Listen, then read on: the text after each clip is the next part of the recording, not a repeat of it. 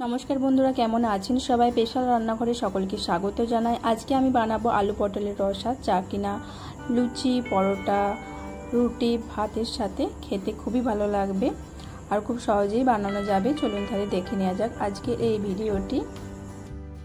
আমি এখানে পটল আর আলুটাকে এইভাবে কেটে নিয়ে ভালো করে ধুয়ে পরিষ্কার করে নিয়েছি। এখানে কিছু গোটা মশলা নিয়েছি, গোটা জিরে, গোটা মৌরি আর গোটা ধনে। আর এখানে আছে কাশ্মীরি লঙ্কা গুঁড়ো, হলুদ গুঁড়ো, লবণ পরিমাণ মতন, চিনি, একটা তেজপাতা, দুটো পাকা লঙ্কা আর গোটা গরম মশলা, লবঙ্গ, এলাচ, দারুচিনি আর আদা বাটা।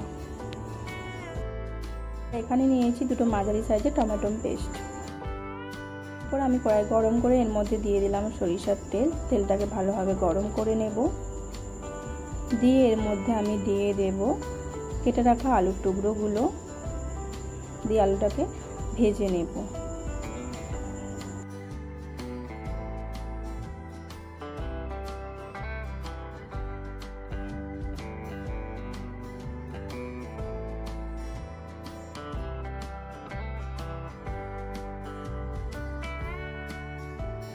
আলুটার একটা সাইড ভাজা হয়ে গেছে, একটা সাইড ভেজে নেব। আলুটা বেশ লাল লাল করে ভাজা হয়ে গেছে, এবার তুলে রাখবো। আবারও ওই তেলের মধ্যে দিয়ে দেব কেটে রাখা পটলের টুকরোগুলো। দিয়ে পটলটাকেও ভালো করে ভেজে নেব।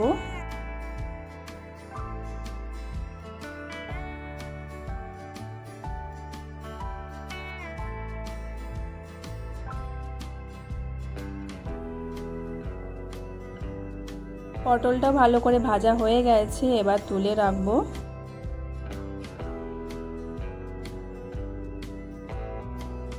পটলটা ভাজা হয়েছে বলে তেলটা একটু হালকা কালো হয়ে গেছে। আমি এই তেলের মধ্যে দিয়ে দিলাম দুটো পাকা লঙ্কা আর একটা তেজপাতা আর গোটা গরম মশলা। এই দিয়ে দেব পেস্ট করে রাখা টমেটোটা, দিয়ে নেড়ে চেড়ে নেব।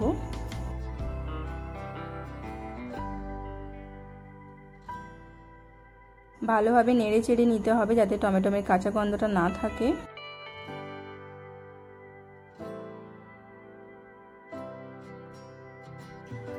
তারপরে এর মধ্যে দিয়ে দেব মশলাগুলো।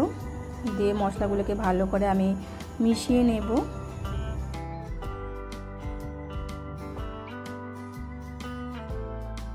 মশলাটাকে ভালোভাবে কষিয়ে নিতে হবে। মশলাটা ভালোভাবে কষানো হয়ে গেছে, এরপর এর মধ্যে দিয়ে দেব ভেজে রাখা আলু পটলটা। দিয়ে ভালো করে মশলার সাথে মিশিয়ে নেব।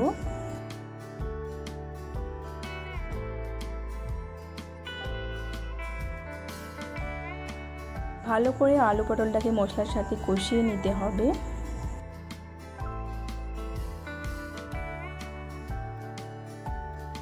তারপর এর মধ্যে দিয়ে দেব পরিমাণ মতন গরম জল।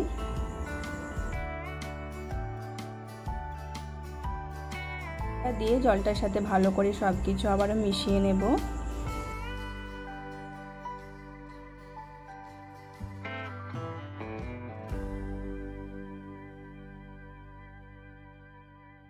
গ্রেভিটা হালকা ফুটে উঠছে, এরপর আমি ঢাকা দিয়ে 10 মিনিটের মতন রান্না করে নেব।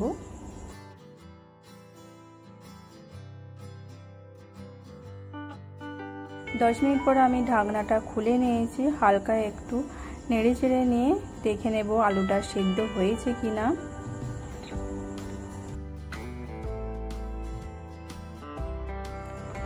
দেখতেই পাচ্ছ আলুটা সিদ্ধ হয়ে গেছে। এরপর আমি এর মধ্যে দিয়ে দেব ভাজা গুঁড়ো মশলাটা, দিয়ে মিশিয়ে নেব।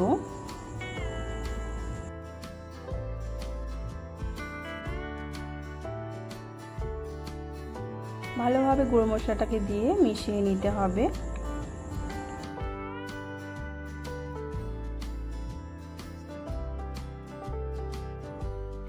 তারপর আমি এর মধ্যে দিয়ে দেব অল্প পরিমাণ ঘি। দিয়ে আমি হালকা করে একটু মিশিয়ে নেব।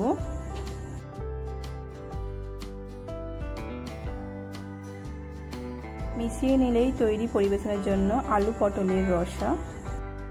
রেসিপি যদি আপনাদের ভালো লেগে থাকে অবশ্যই লাইক, কমেন্ট, শেয়ার করে দেবেন। আর নতুন নতুন রান্নার রেসিপি পেতে অবশ্যই চ্যানেলটিকে সাবস্ক্রাইব করে দেবেন। ভালো থাকবেন, ধন্যবাদ।